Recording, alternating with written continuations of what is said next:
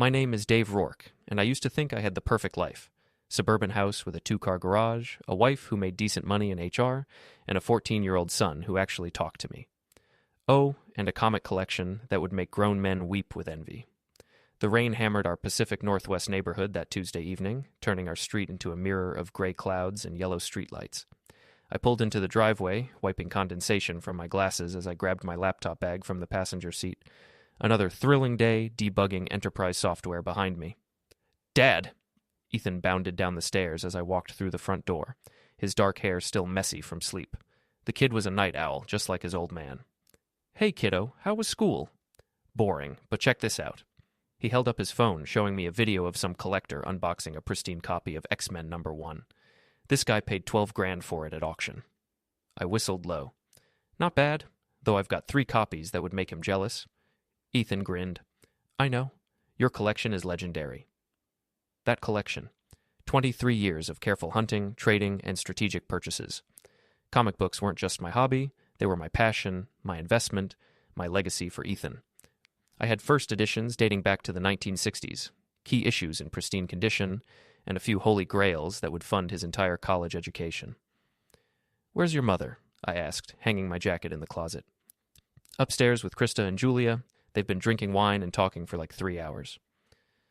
I could hear them laughing from the kitchen, that particular brand of female bonding that usually involved dissecting someone's life choices. Melissa's voice carried down the stairs, animated and slightly slurred. "Dave's so predictable. Work, comics, Netflix. Same routine every single day." My hand froze on the refrigerator door. Eavesdropping wasn't my style, but something in her tone made me pause.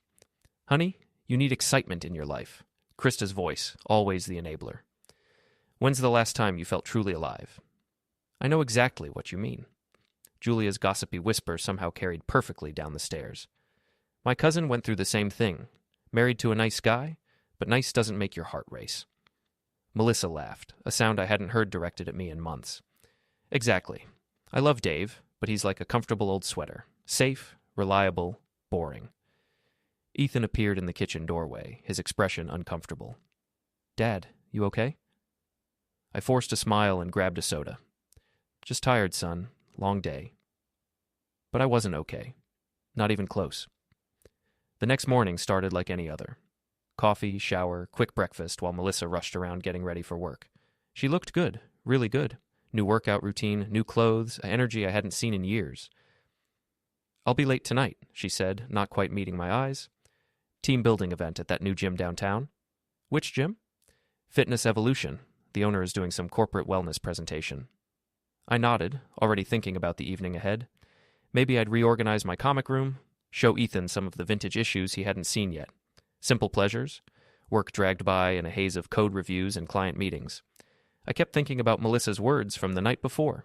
Boring, predictable, a comfortable old sweater. Maybe she was right. When had I stopped trying to surprise her? When had our marriage become a routine instead of an adventure? I decided to leave work early, stop by the flower shop, maybe cook dinner for once. Show her that this old sweater still had some tricks. The house was quiet when I got home at 4:30. Too quiet. "Melissa? Ethan?" No answer. Ethan would be at school for another hour, but Melissa's car was in the driveway. I climbed the stairs, calling her name. Our bedroom door was closed, which was unusual. She always left it open during the day. "Mel? You home?" A muffled thump from inside. Then whispered voices. My hand hovered over the doorknob. Every instinct screamed at me to walk away, go back downstairs, pretend I'd never heard anything. But I couldn't. I turned the handle slowly. The scene that greeted me was like something from a bad movie. Melissa, half-dressed, scrambling to cover herself. A man I didn't recognize, tall, muscled, the kind of guy who probably called everyone bro, pulling on his shirt with practiced efficiency. "Dave?" Melissa's face went white. "I can explain." "No need." My voice sounded eerily calm, even to my own ears. I think the picture's pretty clear. Before we dive deeper into this story, I have one small request. Please subscribe, drop a like, comment, and hit that hype button to boost this channel so more people can discover these incredible Reddit stories. The man, boy, really, he couldn't have been older than 30, had the decency to look embarrassed. "Look, man, I'm sorry. I didn't know." "You didn't know she was married?" I gestured to the wedding photos covering our dresser. Or you didn't know I'd come home early. Dave, please. Melissa had found her robe, clutching it around herself. Let's talk about this rationally. Rationally. As if there was a rational response to finding your wife with another man in your bed. What's his name? I asked. Dave. His name, Melissa. She swallowed hard. Trent Sanders. Ah, the gym owner, corporate wellness. I almost laughed. Well, Trent, I hope you enjoyed the tour of my house. Don't let me keep you. Trent grabbed his shoes and practically sprinted past me. I heard the front door slam a moment later. Melissa and I stood in our bedroom, 20 years of marriage hanging between us like a loaded weapon. How long? I asked. Dave, how long, Melissa? 3 months. Her voice was barely a whisper. 3 months. While I'd been working late to pay for her new clothes, her gym membership, her girls' nights out. I need some air, I said. I walked downstairs, through the kitchen, out to the garage. My sanctuary. My comic room took up half the space, carefully climate-controlled and organized. Long boxes full of treasures lined the walls. Display cases showed off my most prized possessions. Or they should have. The cases were empty. Every single one. I ran to the long boxes, throwing off lids with trembling hands. Empty. All of them. 23 years of collecting? Gone. Dave? Melissa had followed me, still in her robe. I can explain about those, too. I turned slowly, and she must have seen something in my expression because she took a step back. Where are my comics, Melissa? I sold them. Last week. We needed the money for... You sold them. The words felt foreign in my mouth. My entire collection. They were just sitting here collecting dust. I got $8,000 on eBay. We can use it for... 8,000? I laughed, a harsh sound that echoed off the garage walls. Melissa, that collection was worth over $250,000. Her face went pale. That's impossible. They're just comic books. Just comic books. I walked to my filing cabinet, pulled out the insurance documentation. Amazing Fantasy 15, CGC graded 9.8. Worth $60,000 alone. Action Comics 1, restored, but still worth $25,000. X-Men 1, mint condition. Stop. She held up a hand. You're exaggerating. They can't be worth that much. I handed her the insurance papers. Watched her face change as she read the appraised values. Oh my God. She sank onto my workbench. Dave, I didn't know. I thought maybe they were worth a few hundred each, at most. You thought wrong. We can get them back. I'll contact the buyers, explain the situation. Too late for that. I took the papers back, filed them away with deliberate care. What's done is done. Dave, please. I made a mistake. About Trent, about the comics, all of it. We can fix this. I looked at my wife. Really looked at her. The woman I'd loved for 20 years, who'd just destroyed everything I'd built, everything I'd saved for our son's future. You're right about one thing, Mel. This comfortable old sweater is definitely predictable. What do you mean? I smiled, and she flinched. You're about to find out exactly how predictable I can be. I called in sick the next morning. First time in 3 years, but I had work to do. Ethan had taken the news about the comics better than expected, probably because he was still processing his parents' separation. Melissa had packed a bag and gone to stay with Krista, leaving me and my son to figure out our new normal. Dad, are you really getting divorced? He asked over breakfast, pushing cereal around his bowl. I don't know yet, kiddo. Your mom and I need to work some things out. Because of the comics? The comics are just stuff, Ethan. It's about trust. He nodded, wise beyond his 14 years. I'm staying with you, whatever happens. That meant everything. After dropping him at school, I drove downtown to the law offices of Zhao and Associates. I'd found Jennifer Zhao through an online search for attorneys specializing in asset recovery. Her reviews were stellar, her success rate impressive, and according to her website bio, she collected vintage comic books. Perfect. Ms. Zhao was younger than I'd expected, maybe 40, with sharp eyes behind designer glasses and a handshake that could crack walnuts. Mr. Rourke, I understand your wife disposed of your property without consent? Sold my entire comic collection on eBay for $8,000. It was worth $250,000. Her eyebrows shot up. Do you have documentation of the values? I handed over my insurance paperwork, photos, and a detailed inventory I'd compiled the night before. She flipped through the pages, occasionally whistling under her breath. Amazing Fantasy 15, graded 9.8. I've been looking for one of these for years. She looked up. Mr. Rourke, I collect comics myself. What your wife did isn't just theft. It's cultural vandalism. Can we get them back? Possibly. eBay sales can be reversed under certain circumstances, especially if the seller didn't have clear title to the goods. But first, we need to establish that these were your separate property, acquired before marriage or through individual effort. I'd been collecting since high school, long before I met Melissa. Every purchase was documented, every trade recorded. I was nothing if not thorough. We'll start with a demand letter, Ms. Zhao continued. Full restitution plus damages. If she can't or won't pay, we'll pursue the individual buyers. What about criminal charges? Theft of property over $5,000 is a felony in this state, but let's try the civil route first. Sometimes the threat of criminal prosecution is more effective than the actual charges. I liked her already. The demand letter was a thing of beauty. 3 pages of legal precision that boiled down to a simple message. Pay up or face the consequences.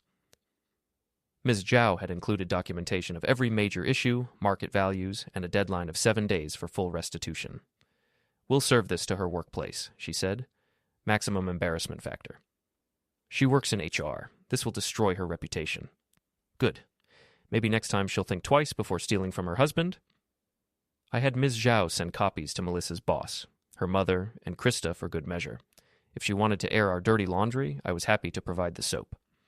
While waiting for the legal wheels to turn, I started my own investigation. Melissa had used her personal eBay account for the sales, and all the transactions were public record. 43 separate auctions over 5 days. She'd been systematic about it, I had to give her that. But she'd also been stupid. The buyers were easy to track down. Most had left feedback, many had posted photos of their purchases on social media. I started making calls. Hello, is this Robert Chen? You recently purchased a copy of Fantastic Four #1 from a seller named Melissa R. 2024. I'm calling to inform you that comic was stolen property. The conversation that followed was predictably awkward. Mr. Chen, a collector from Portland, had paid $300 for a book worth $8,000. When I explained the situation, he was surprisingly sympathetic. I had a feeling something was off, he admitted. The seller seemed to know nothing about comics. Couldn't answer basic questions about condition or provenance. Would you be willing to return it? I can offer you a full refund plus compensation for your trouble. Already listed it for auction myself. Starting bid is $5,000. I made similar calls to all 43 buyers. Most were understanding, a few were hostile, but all of them now knew they'd been part of something shady. Word spread quickly through collector forums and social media groups. By Wednesday, Melissa was trending on comic book Twitter, not in a good way. The first real fireworks came Thursday morning. Melissa showed up at the house while I was getting ready for work, her face red with anger and embarrassment. You're destroying my life, she screamed before I'd even opened the door fully. Good morning to you too, Mel. Coffee? Don't you dare act casual with me. My boss called me into her office yesterday. She had questions about my personal legal situation and how it might affect my position. Imagine that. Actions having consequences. And someone posted my photo on Reddit with the caption, "Comic book thief." I'm getting messages from strangers calling me horrible names. I poured myself coffee, taking my time. How's Trent handling the attention? Her face went even redder. Leave him out of this. Hard to do, considering he's the reason we're having this conversation. This isn't about Trent. This is about you being vindictive and petty. Vindictive? I set down my mug carefully. Melissa, you sold my life's work for pocket change to fund your affair. If I wanted to be vindictive, I'd have started with criminal charges. Those comics were community property. Actually, they weren't. I've been collecting since I was 16. Every purchase predates our marriage or was made with my individual income, carefully documented and insured separately. Ms. Zhao was very thorough in her research.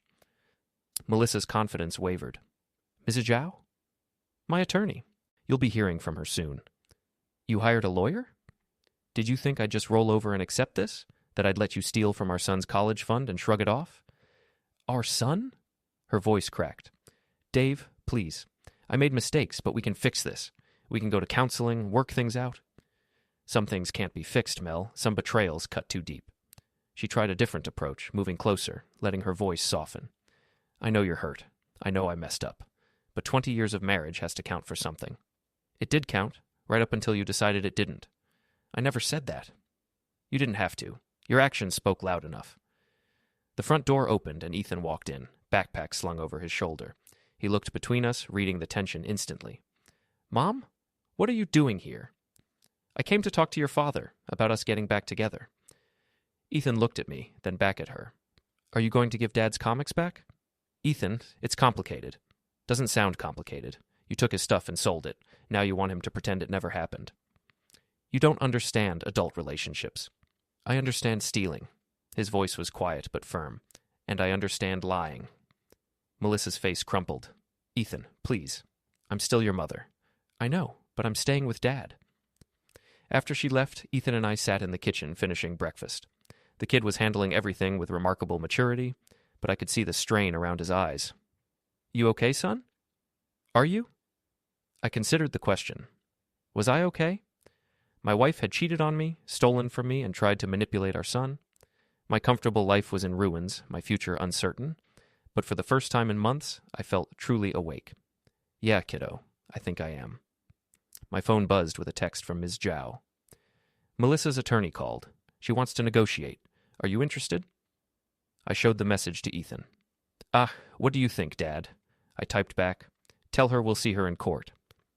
Some comfortable old sweaters, it turned out, had very sharp teeth. Friday brought the first real test of my resolve. Melissa's attorney, a slick-looking guy named Patterson, called Ms. Zhao with a settlement offer.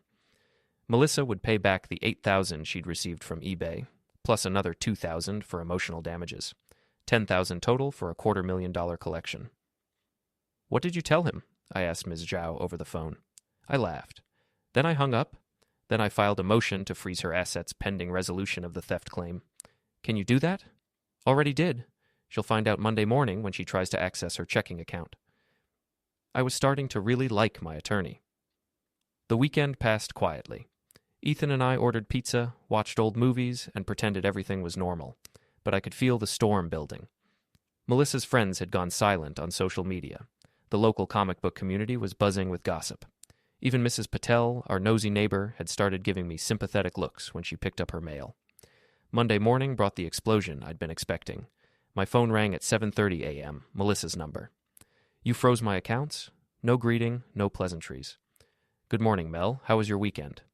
I can't access my money. My credit cards are blocked. How am I supposed to live? Carefully, I'd imagine. This is harassment. This is asset protection. We need to make sure you don't spend the restitution money before the court orders you to pay it. What restitution money? I don't have $250,000. Then you'd better start figuring out how to get it. Dave, please, be reasonable. I made a mistake, but this is destroying me. Good. The line went quiet for a long moment.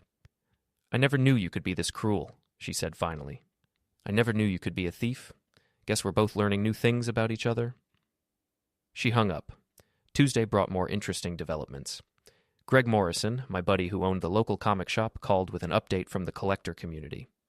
Dude, your story is everywhere. Comic book resources picked it up, then Bleeding Cool. There's a hashtag now. You're on Comic Gate Scandal. That's probably not helping Melissa's situation. Gets better. 3 of the buyers who got your books? They're refusing to give them back, claiming they bought them in good faith and you can't prove they were stolen. Ms. Zhao expected that. We'll handle them in court. One more thing. That gym owner your wife was sleeping with. Trent something? Trent Sanders. Right. He's been posting on Instagram about the situation, calling you a vindictive loser who can't satisfy his woman. I felt something cold settle in my chest. Is that so? Screenshots are making the rounds. Guy's a real piece of work. After hanging up, I spent an hour researching Trent Sanders online. Fitness Evolution Gym, corporate wellness programs, motivational speaking. His Instagram was full of shirtless selfies, inspirational quotes, and photos with various women who weren't my wife. Until 3 months ago. Then Melissa started appearing in his posts, working out together, grabbing smoothies, attending business dinners, all of it hidden from me, but broadcast to his 1,000 followers. The most recent post from that morning showed Trent flexing in his gym with a caption, "Some people collect comic books, I collect real experiences. Live your best life, no regrets, alpha mode." The comments were predictably supportive from his followers, but comic book fans had found the post. They weren't being kind. I screenshotted everything, then forwarded it to Ms. Zhao with a simple message. Add him to the lawsuit. Conspiracy to commit theft. Her response came back immediately. Already on it. This idiot just gave us everything we need. Wednesday evening, I decided it was time for a more direct approach. Ethan was at Greg's shop doing homework and helping with inventory. I had a few hours to myself. Fitness Evolution was busy at 6 p.m., full of after-work warriors and soccer moms. I walked in wearing my most casual clothes, jeans, sneakers, and a vintage Superman t-shirt that had cost me $200. The receptionist, a perky blonde who couldn't have been older than 20, smiled brightly. "Welcome to Fitness Evolution. Are you here for a tour?" "Actually, I'm looking for Trent Sanders. Is he available?" "Let me check. Can I tell him who's asking?" Dave Rourke. I'm interested in his corporate wellness program." She bounced away, returning a minute later with the man himself. Trent was exactly what I'd expected.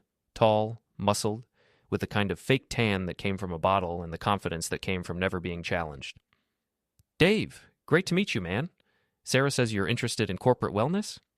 I shook his hand, noting the firm grip and direct eye contact. Alpha male posturing 101. "That's right. I work in tech, and we're always looking for ways to improve employee health and morale." "Fantastic. Let me show you around, explain what we can do for your team." He led me through the gym, pointing out equipment and rattling off statistics about employee productivity and healthcare savings. I nodded and asked appropriate questions, playing the interested customer. "This is impressive," I said as we finished the tour. "I can see why Melissa speaks so highly of your programs." His step faltered slightly. "Melissa?" "My wife. Melissa Rourke. She's been coming here for a few months, raves about the personal attention you provide." Trent's face went pale beneath his artificial tan. You're her husband?" "Guilty as charged, though I guess technically we're separated now." I smiled pleasantly.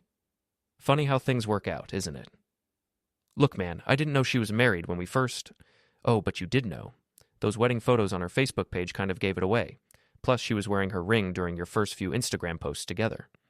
He glanced around nervously, probably realizing we were standing in the middle of his gym with a dozen people within earshot. "Maybe we should talk privately," he suggested. "No need. I just wanted to meet the man who helped my wife steal my comic collection. Put a face to the name, you know?" "I didn't steal anything." "Conspiracy to commit theft is still theft, Trent. But don't worry, you'll get your day in court." I pulled out my phone, opened his Instagram post from that morning, and showed it to him.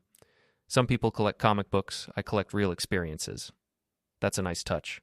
Really shows your contempt for the property you helped dispose of." "That wasn't about— I didn't know about the comics." "Sure you did.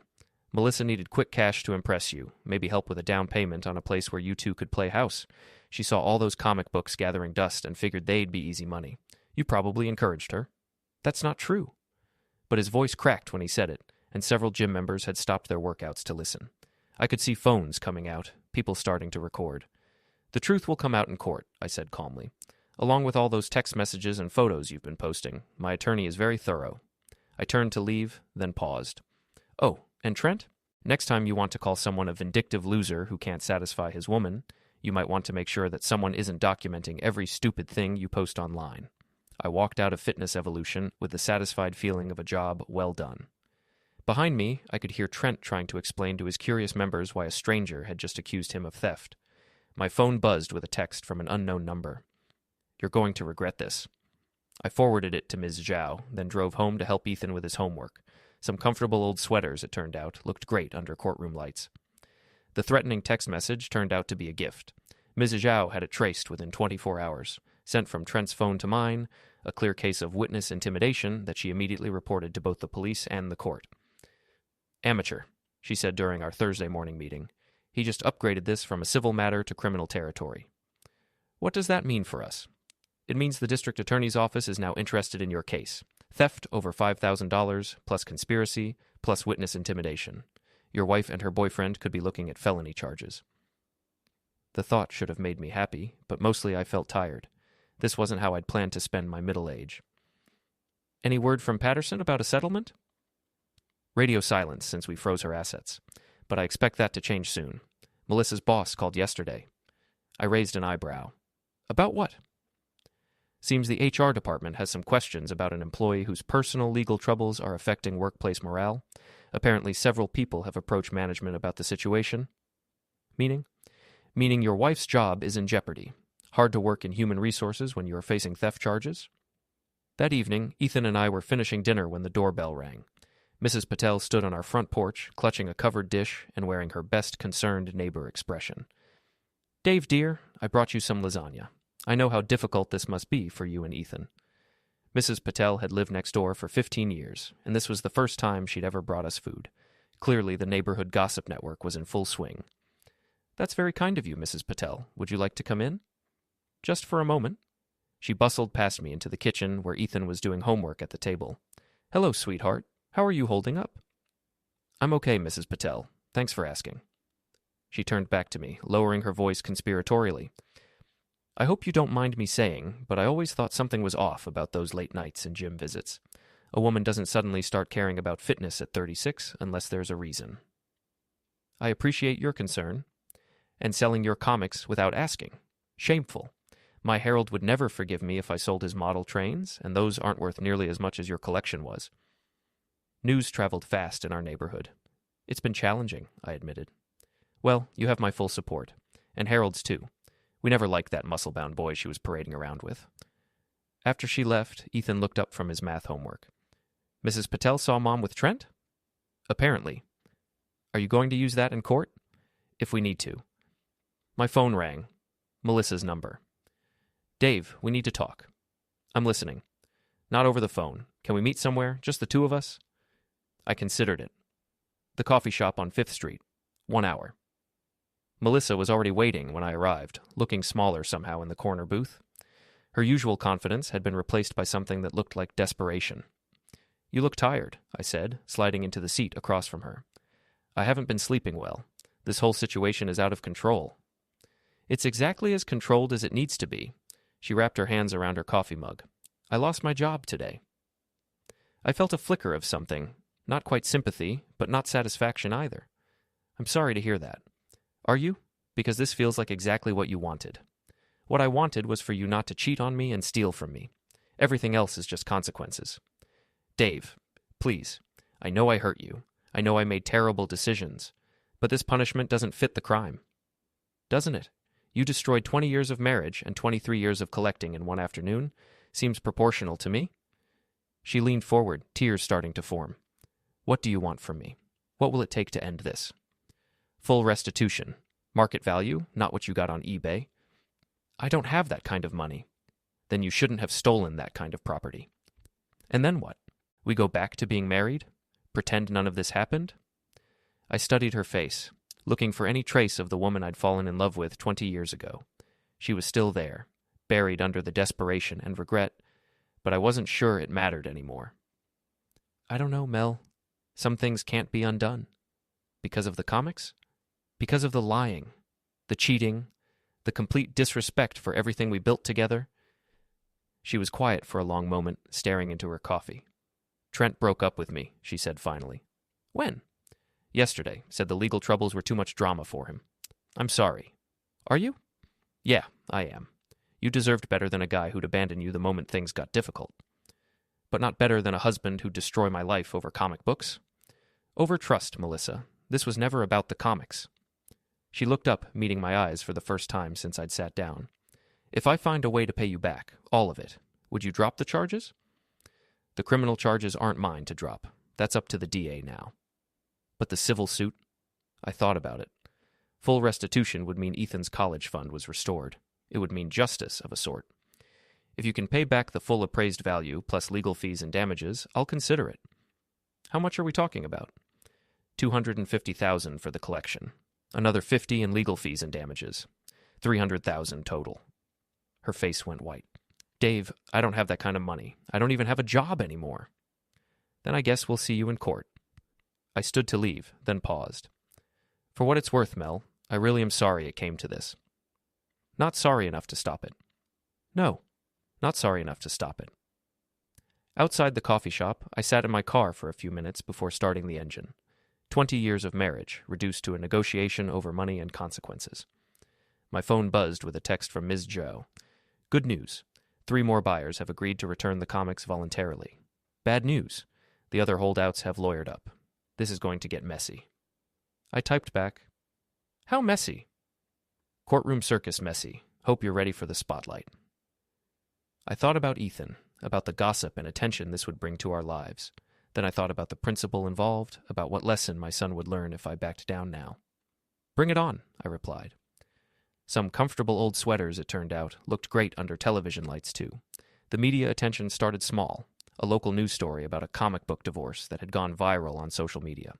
But it snowballed quickly when a reporter from the Seattle Times picked up the story and framed it as a cautionary tale about marriage, property rights, and the hidden value of collectibles. Local man's $250,000 collection sold for pocket change by cheating wife ran as the headline on Thursday morning. The story included photos of some of my rarer issues, quotes from comic book appraisers, and a sidebar about the growing investment market for vintage comics. Melissa was not portrayed sympathetically. "This is insane," Ethan said, reading the article on his phone over breakfast. "They interviewed the principal at my school." "What did he say?"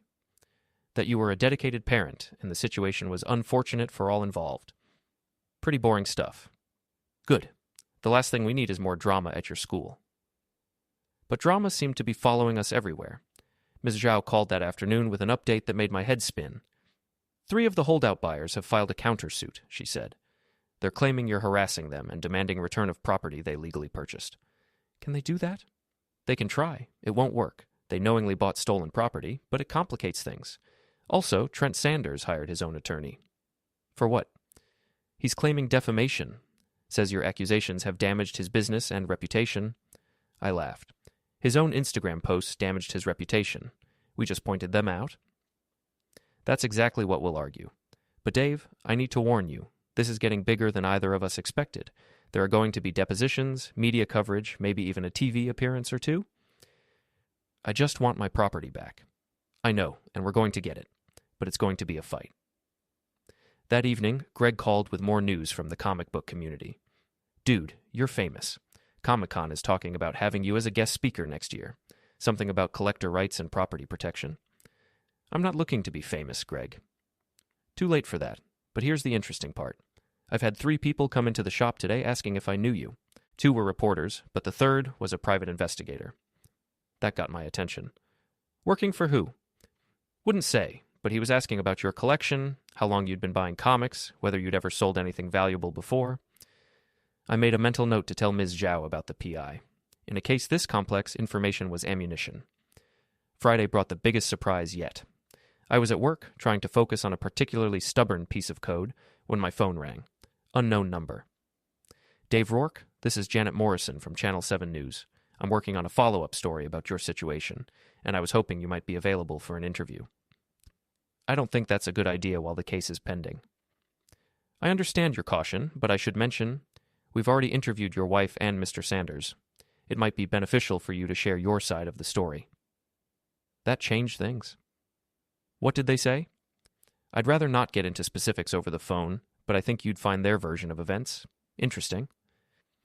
We arranged to meet at a neutral location, the public library downtown. Janet Morrison turned out to be a sharp-eyed woman in her 40s with the kind of direct manner that probably made politicians nervous. "Before we start," I said, "can you tell me what Melissa and Trent claimed?" "They're portraying this as a vindictive husband using the legal system to punish his wife for leaving him. Mr. Sanders claims he had no knowledge of the comic collection or its value, and that he's being unfairly targeted." "And you believe them?" She smiled. "I believe in evidence, which is why I wanted to talk to you." The interview lasted an hour. I walked her through the timeline. The affair, the theft, the discovery of the collection's true value. I showed her the insurance documentation, the eBay sales records, and Trent's social media posts. "This is quite a paper trail," she said, flipping through the documents. "I'm thorough. Your wife claims the comics were community property, and she had every right to sell them. Every comic was purchased either before our marriage or with income I earned separately. I have receipts going back 23 years. And Mr. Sanders claimed that he knew nothing about the collection?" I showed her his Instagram post about collecting experiences instead of comic books. Seems like he knew enough to mock it publicly. The interview aired Sunday night as part of the local news magazine show. I watched it with Ethan, cringing at the sound of my own voice, but pleased with how the story came across. Janet Morrison had done her homework, presenting the facts clearly and letting viewers draw their own conclusions. Melissa and Trent came across as defensive and inconsistent. I came across as methodical and reasonable. "You did good, Dad," Ethan said as the credits rolled. My phone started ringing immediately. Friends, neighbors, even a few strangers who'd tracked down my number. Most were supportive, but a few were critical. "Not exactly," Ethan replied, looking a little unsure of how to approach the situation. "She just said it's important, and she wants to explain something. I don't know what it's about, but it sounded serious." I nodded, a mix of curiosity and concern stirring inside me. Melissa's sudden request to meet up with Ethan wasn't something I expected. After everything that had happened, I thought she'd be avoiding him, or at least trying to keep her distance. It was hard to ignore the possibility that she was finally ready to face the consequences of her actions, but I had my doubts. She was a woman backed into a corner, and I wasn't sure if she was coming from a place of remorse or simply trying to save herself. "Does she say where or when?" I asked, my mind already racing through potential scenarios. "Yeah," Ethan said, nodding. "She wants to meet at that little cafe downtown, the one by the park. It's tomorrow, around 6? "Okay," I muttered, my thoughts drifting to Melissa. I couldn't help but feel a sense of dread. What was she planning? I couldn't shake the feeling that she was about to pull some last-ditch effort to manipulate the situation in her favor. Still, I knew Ethan needed to make his own decisions, even if I wasn't sure he was ready for whatever news she had for him. Later that evening, as I sat down to dinner with my wife, the tension in the room was palpable. The fact that Melissa had reached out to Ethan after everything was unsettling. But my wife and I had talked about this, about Ethan having to process everything his mother had done, and how we needed to support him through it all. "Do you think it's a good idea?" my wife asked, her voice low, her concern written all over her face. "What if she tries to pull him back in? What if this is just another manipulation?" I looked over at her, knowing she was just as torn as I was. "I don't know," I replied honestly. "But Ethan has a right to hear her out. She's still his mother, no matter what. I'm just not sure what she's planning." My wife sighed and rubbed her temples. "It's hard to watch, isn't it? You've been so strong through all of this. But I can see how much this is eating at you. I just don't want Ethan to get hurt." "I know," I said, my voice quieter now. "Neither do I." The next day, I found myself pacing in the living room as the hours dragged by. I couldn't shake the sense that something was about to shift, something big. My mind kept returning to that question Ms. Zhao had asked me. "How do you think she's planning to pay?" I hadn't figured it out yet, but with the sudden news that she wanted to meet with Ethan, I started to think that maybe Melissa wasn't as cornered as I had imagined.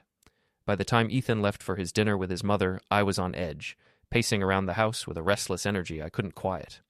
It was hard to focus on anything else. At the same time, I couldn't ignore the knot that had been forming in my stomach since Ms. Zhao's call. $300,000. Where could she possibly get that kind of money?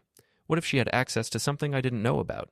Her family certainly didn't have that kind of wealth, and as far as I knew, her savings were locked down tight. The minutes seemed to stretch into hours before Ethan returned home. He didn't look like himself. His face was drawn, his eyes distant, like he had just stepped out of a storm. He dropped his backpack near the door, just as he had the day before, but this time there was a heaviness to his movements that I couldn't ignore. "So, how did it go?" I asked, trying to keep my voice neutral. Ethan hesitated before speaking, his words coming out slowly. "It was weird. She seemed different. She actually seemed kind of defeated? I don't know how to explain it. She didn't try to guilt-trip me or make me feel bad. She just told me everything."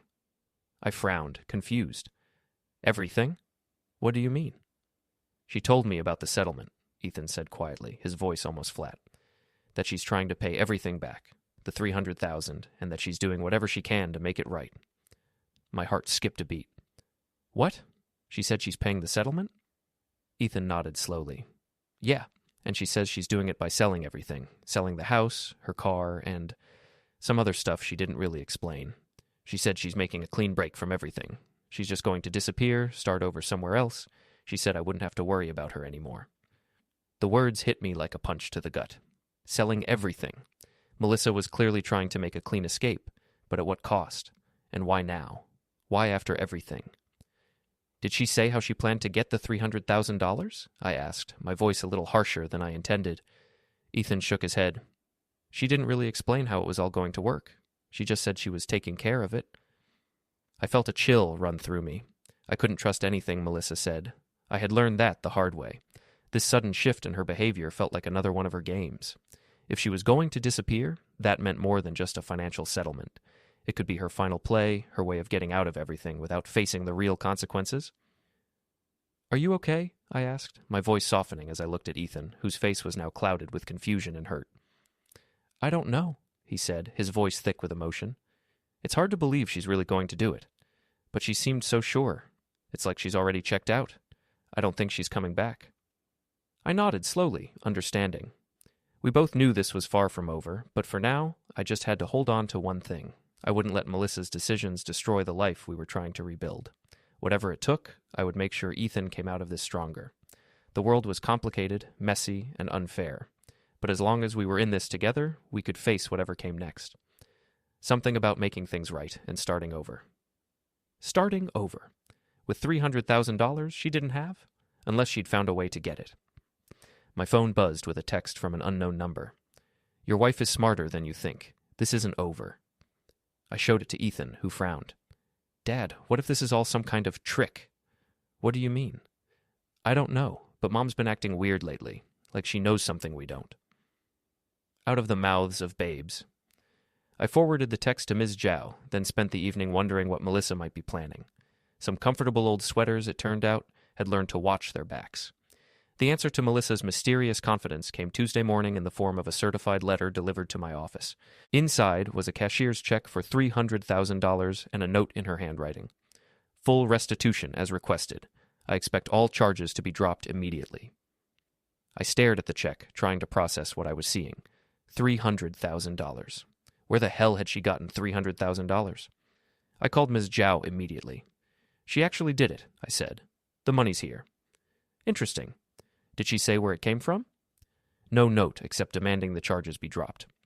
Which we can't do entirely. The criminal charges are up to the DA, remember? But this does satisfy the civil claim. I need to know where this money came from. Why? You got what you asked for. Something felt wrong. Melissa didn't have this kind of money, and her family certainly didn't. There had to be another source. Run a trace on the check. I want to know what bank issued it and from whose account. Dave, I understand your curiosity, but please, humor me.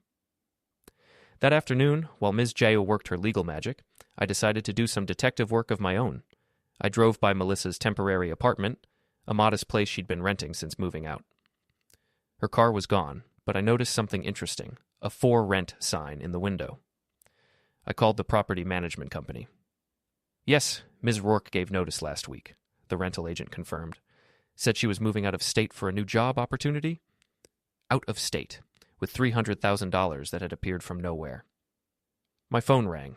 Ms. Zhao. You're not going to like this, she said. The cashier's check was purchased with funds from a business account. Guess whose business? Trent's gym. Bingo. Fitness Evolution LLC. Looks like your wife's boyfriend decided to pay her debts after all. That doesn't make sense. Why would he give her that kind of money after breaking up with her? Maybe they didn't really break up. Maybe that was just for show, to make him look less culpable. I felt something cold settle in my stomach. They're running. What? Melissa's moving out of state.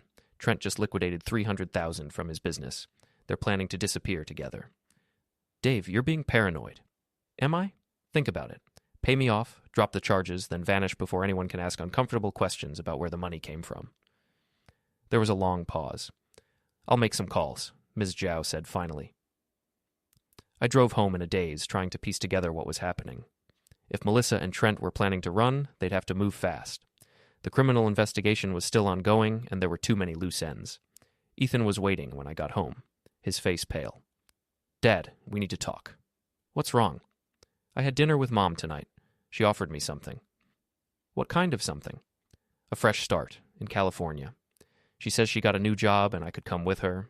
New school, new life, away from all this drama. And what did you tell her? I told her I needed to think about it. But Dad, something was weird. She kept checking her phone and she seemed really nervous, like she was in a hurry. Did she say when she wanted an answer? Tomorrow. She's leaving Thursday morning, whether I come or not. Thursday. 2 days away. My phone buzzed with a text from Ms. Zhao. Bad news. Trent's gym filed for bankruptcy this afternoon. All assets are being liquidated. If they're planning to run, they're covering their tracks.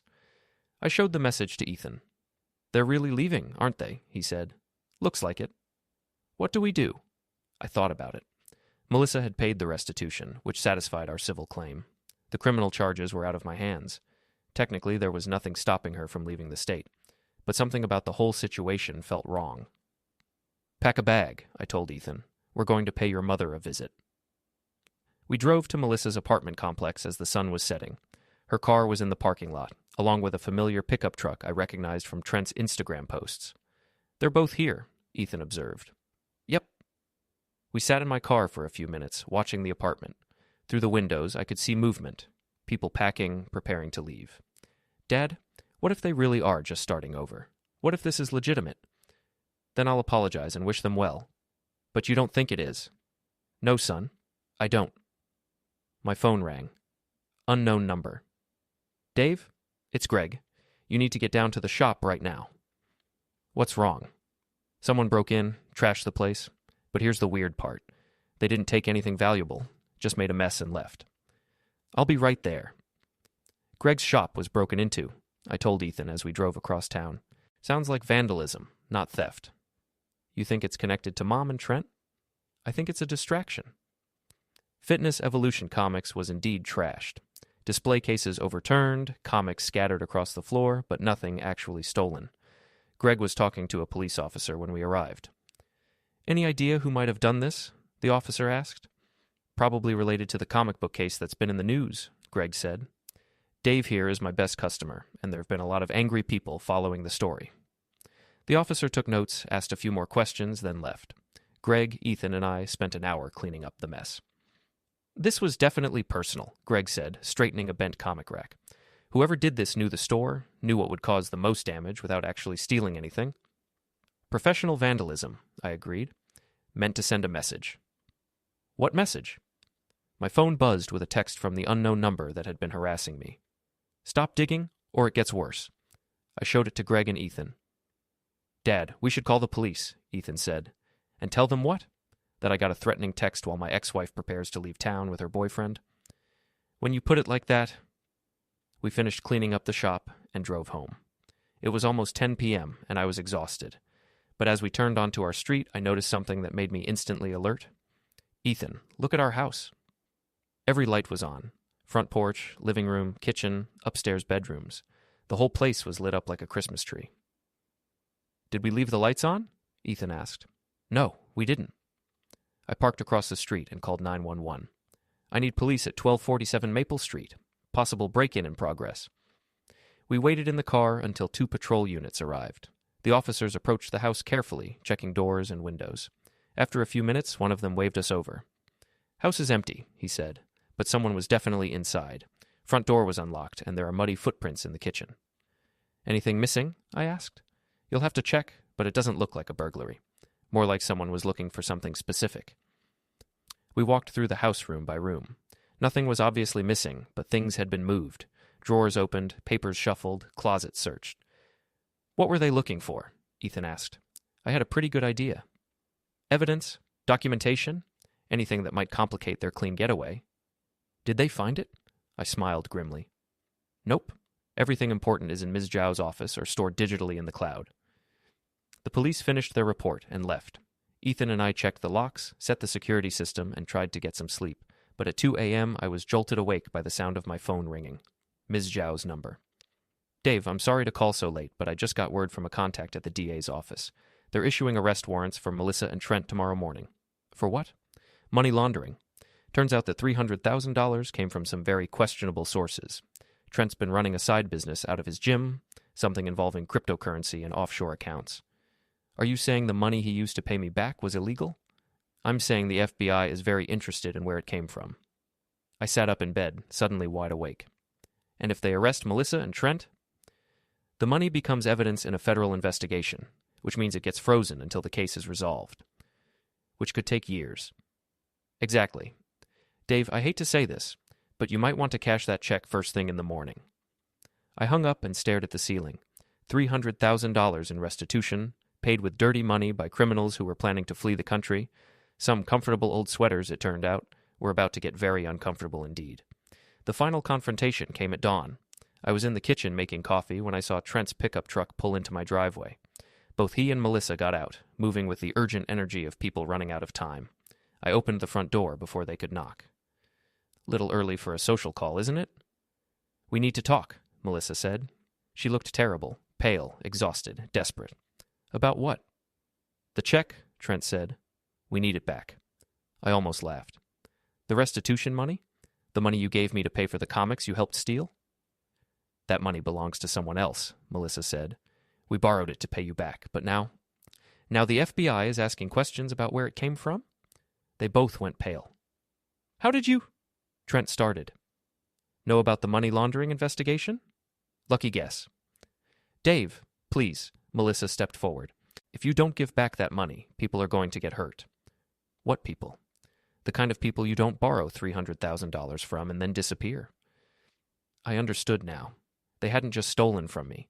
They'd gotten involved with criminals, used dirty money to pay me back, and now they were caught between the FBI and whoever really owned that cash.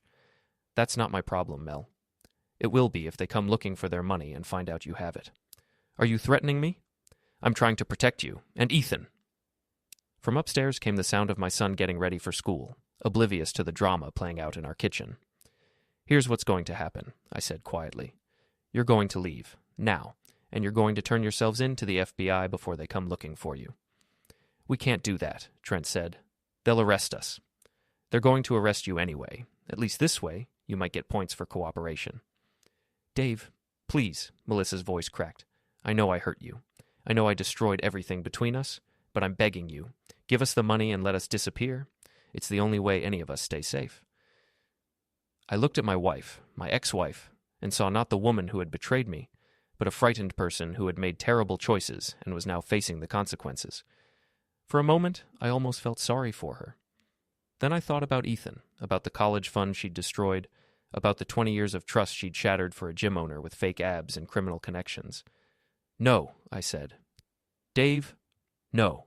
You made your choices, Melissa. Now live with them. You don't understand. I understand perfectly. You cheated on me, stole from me, and now you want me to help you escape the consequences. The answer is no. Trent stepped forward, his face flushed with anger. You stubborn piece of... I'd be very careful about what you say next, I interrupted. The police are already looking for you, and threatening me won't improve your situation. Dad? Ethan appeared at the top of the stairs, backpack in hand. Is everything okay? Everything's fine, son. These people were just leaving. Melissa looked up at Ethan, tears streaming down her face. I love you, baby. Remember that, no matter what happens. Mom? What's going on? Nothing you need to worry about, I said firmly. Go wait in the car. I'll drive you to school. After Ethan left, I turned back to Melissa and Trent. You have about 6 hours before the arrest warrants are issued. I suggest you use that time wisely. This isn't over, Trent said. Yes, it is. They left without another word. I watched from the window as they drove away, probably for the last time. Ethan was quiet during the drive to school. Dad, is Mom in trouble? Yes, son, she is. Bad trouble? The worst kind. Will I see her again? I thought about it. Federal charges, money laundering, possible connections to organized crime. Even if Melissa avoided serious prison time, it would be years before her life resembled anything normal. I don't know, kiddo. I honestly don't know. I'm staying with you, he said firmly. Whatever happens. I'm glad. That afternoon, Mrs. Zhao called with the news I'd been expecting. They arrested them at the airport, trying to board a flight to Costa Rica with fake passports. How fake? Very. Apparently, Trent's criminal connections didn't extend to high-quality document forgery. What happens now? Federal charges. Probably a plea deal if they cooperate. The money gets frozen pending investigation, but since it was paid as restitution for a legitimate claim, you'll eventually get to keep it. How eventually? Could be months, could be years. But Dave, you won. You got justice, you got your money back, and you got rid of a cheating wife and her criminal boyfriend. I should have felt victorious. Instead, I mostly felt tired. That evening, Ethan and I ordered pizza and watched a movie, trying to pretend everything was normal. But around 9 p.m., there was a knock at the door. 2 men in dark suits stood on my porch, holding FBI badges. Mr. Rourke, we need to ask you some questions about a financial transaction involving your ex-wife. I invited them in, offered coffee, and spent 2 hours explaining the comic book theft, the restitution payment, and my suspicions about the money's origins. They were professional, thorough, and surprisingly sympathetic. You did the right thing by not returning the money, one of them said as they prepared to leave. That cash was proceeds from a cryptocurrency laundering operation. By keeping it, you helped us trace the entire network. How big a network? Big enough that your ex-wife and her boyfriend are small fish. They're looking at maybe 5 years if they cooperate fully. After they left, I sat in my living room, staring at the empty spaces where my comic collection used to be displayed. In a few months, maybe a year, I'd have the money to start rebuilding, but it wouldn't be the same. Those comics had been accumulated over decades, each one with its own story and significance. Melissa had taken more than just property. She'd stolen history, memories, the physical manifestation of a lifetime passion. But she'd also given me something unexpected, the knowledge that I was stronger than I'd thought, that this comfortable old sweater could fight back when necessary. "Dad?" Ethan appeared in the doorway. "You okay?" "Yeah, son, I think I am." "What happens now?" I thought about it. New comics to collect, a son to raise, a life to rebuild without the woman who'd shared it for 20 years. Now we start over, just you and me. Sounds good to me. Outside, it started to rain again, the steady Pacific Northwest drizzle that had been the soundtrack to my entire adult life. But for the first time in months, I found the sound comforting rather than depressing. Some comfortable old sweaters, it turned out, were built to last. The story ends there, in that moment of quiet resolution, with a father and son facing an uncertain but hopeful future, and justice finally served.